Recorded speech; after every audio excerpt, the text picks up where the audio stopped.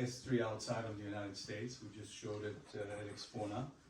So it's fresh out of the oven. It's been a long oven, a long time cooking, almost 3 years. The COVID kind of threw everything off, so it took longer than expected. But it also gave us time to establish new protocol of design, improve our ability, buy a lot of expensive toys that would allow us to upgrade our design level. And I think the end results, well, you'll hear it for yourself, but I think it was worth it.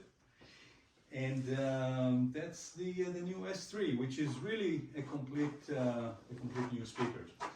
So I'll just talk briefly about it, but I would actually appreciate questions. It kind of creates better engagement, and make sure you guys are actually listening to the mumbo jumbo, which can get sidetracked and not as interesting. But even though it's called an S3, it's truly a new speaker. It's a new type of fabrication.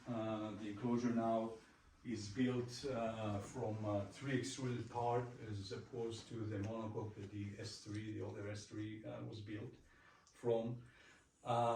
We found that building it in section like this allows us a lot more flexibility when it comes to proper bracing and damping. The entire driver, even though the real estate is the same, it's still 2.9 and a mid-range and a tweeter. These are brand new drivers using our latest and greatest technologies, kind of trickling down from the M9. So we have new honeycomb cones, which are pretty much, I would say, close to twice as stiff as the older generation of cones that we have, which were quite stiff to begin with. Foam surround, so kind of go back to the old days, but this is a new type of foam, so it doesn't disintegrate in 2 years. Shelf life is 25 years, so I think we should be good there. New motor system, tweeter, also byproduct of the M series, the 28mm design with the diamond coating. And like I said, a new speakers. Why is it called still an S3? People ask me this a lot. We struggle with that because in a way it's really not an S3 Mark III. But we kind of, I'm running out of letters, so we kept the S for the designation of our kind of a middle line. We have an A, we have an S, and we have an M. Although that S is getting much closer to the M, that particular S.